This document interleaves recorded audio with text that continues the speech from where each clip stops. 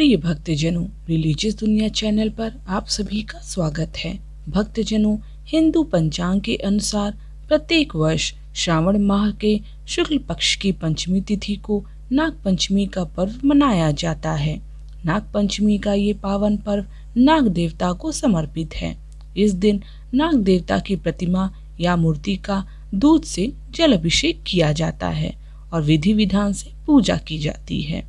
धार्मिक मान्यताओं के अनुसार नाग पंचमी का लाभ व्रती को तभी प्राप्त होता है जब वह नाग पंचमी की व्रत कथा को पढ़ता या सुनता है।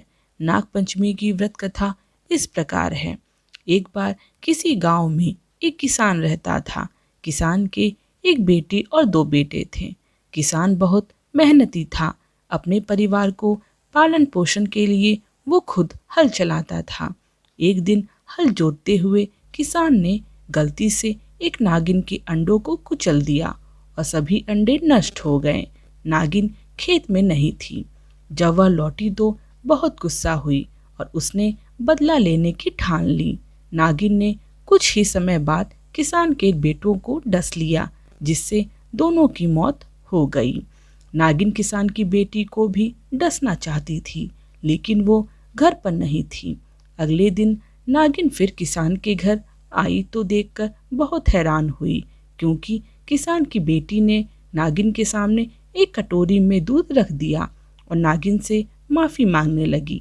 किसान की बेटी के इस रवैये से नागिन बहुत खुश हुई और नागिन के दोनों भाइयों को जीवित कर दिया।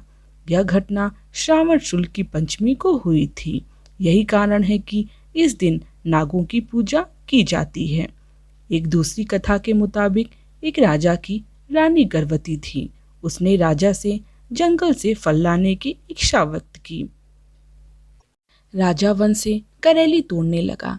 तभी वहां नाग देवता आ गए और कहा कि तुमने मेरी आज्ञा के बिना करेली क्यों तोड़ी। राजा ने क्षमा मांगी, लेकिन नाग देवता ने एक न सुनी। राजा ने नाग देवता से कहा कि मैंने रानी को वचन दिया है, इसलिए वो करेली को घर ले जाना चाहते हैं। नाग देवता ने कहा ठीक है, ले जाओ, लेकिन इसके बदले में तुम्हें अपनी पहली संतान मुझे देनी पड़ेगी। राजा को कुछ समझ में नहीं आया कि वह क्या करे। राजा ने वचन दे दिया और घर आ गया। घर आकर राजा ने रानी को सारी बात बताई। रानी ने एक बेटे और बेटी को जन्म दिया। कुछ ही दिनों में नाग राजा के घर संतान लेने पहुँचे। राजा ने कहा कि पहली संतान लड़की हुई थी, लड़की के मुंडन के बाद आना, तभी दूंगा। राजा की बात मानकर नाग वहां से चला गया। नाग फिर आया। राजा ने नाग को कहा कि शादी के बाद आना, लेकिन नाग ने सोचा कि शादी के बाद तो पिता का पुत्री पे कोई अधिकार ही नहीं रहता, इसलिए नाग ने उसकी लड़की को उठा ले जाने की योजना बनाई। एक दिन नाग राजा की बेटी को उठाकर ले गया और राजा को बता दिया। राजा ने जैसे ही बेटी को ले जाने की बात सुनी तो राजा की उसी समय मौत हो गई। राजा की मौत की खबर सुनकर रानी भी मर गई। अब घर में राजा का लड़का अकेला रह गया।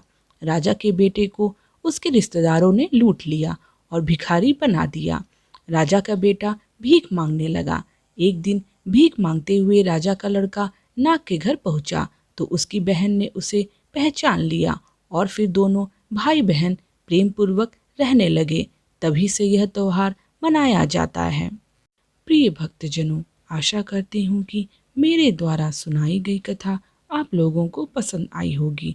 अगर पसंद आई है तो कृपया इस चैनल को सब्सक्राइब करना, इस वीडियो को लाइक करना और ज़्यादा से ज़्यादा अपने दोस्तों में शेयर करना मत भूलिएगा।